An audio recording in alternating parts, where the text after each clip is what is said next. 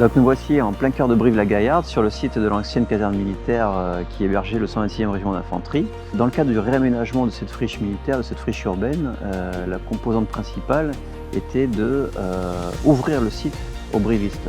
Un site qui était historiquement refermé sur lui-même, un site militaire, donc il a fallu faire tomber les murs d'enceinte de la caserne. L'aménagement de la place Simone Veil, qui est un très beau parc public, tous ces platanes, ces espaces engazonnés, ces oiseaux qu'on entend, toute cette place qui était l'ancienne place d'armes très minérale est devenue un lieu public que les brivistes se sont entièrement appropriés. Le premier projet qui a été imaginé et réalisé en tranche numéro 1, c'est un immeuble mono-occupant pour rassembler 3 sites sur lesquels UNOFI exerçait au cœur de Brive. Donc cette volonté de rester dans le cœur de Brive, de rassembler 80 collaborateurs dans un immeuble mono-occupant, haute qualité environnementale et RT 2012. La tranche numéro 2 de l'ensemble immobilier que vous voyez derrière moi a consisté à construire un ensemble de bureaux de 3000 m² de plancher destinés à accueillir des sociétés de l'économie locale comme KPMG, comme la MGEN, comme le Centre d'information et de recrutement des forces armées, comme une maison médicale, mais avec une modularité intérieure. Donc c'est en ce sens que M. Terrassou et la ville de Brive ont initié ce projet et qu'il a été livré en 2019. Mais sur un axe multi-occupant.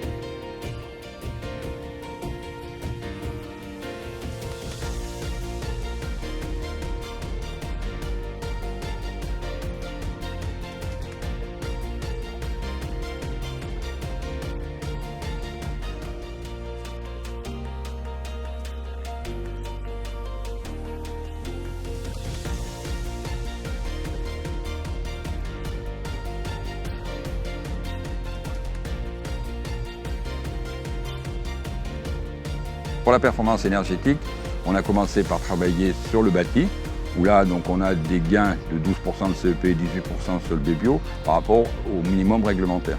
Nous avons travaillé avec un système DRV, donc R2 à récupération d'énergie, qui nous permet pour l'utilisation par façade, pouvoir faire du chaud et du froid, ce qui amène un confort aux utilisateurs. On peut imaginer une salle de réunion avoir besoin de froid alors que dans les bureaux besoin de chaud. Et le système 2 tubes que propose Mitsubishi, qui est le seul, faire du 3 tubes en 2 tubes, nous amène donc une économie aussi à l'installation et à l'entretien. L'autre point important qu'on avait sur cette opération, c'est la modularité du bâtiment, puisqu'on a construit sans connaître les utilisateurs, sans connaître la répartition des niveaux. Donc il a fallu trouver un système modulaire. Deuxièmement, on a aussi une répartition de charges qui était à faire. Donc on a mis en place à chaque cassette un compteur d'énergie, ce qui nous permet de pouvoir gérer au plus précis et à distance via la commande centralisée qui elle-même est connectée au réseau, permet aux gestionnaires de pouvoir même sans se déplacer vérifier la totalité des consommations point par point. On avait 2 autres contraintes qui étaient le visuel et l'acoustique.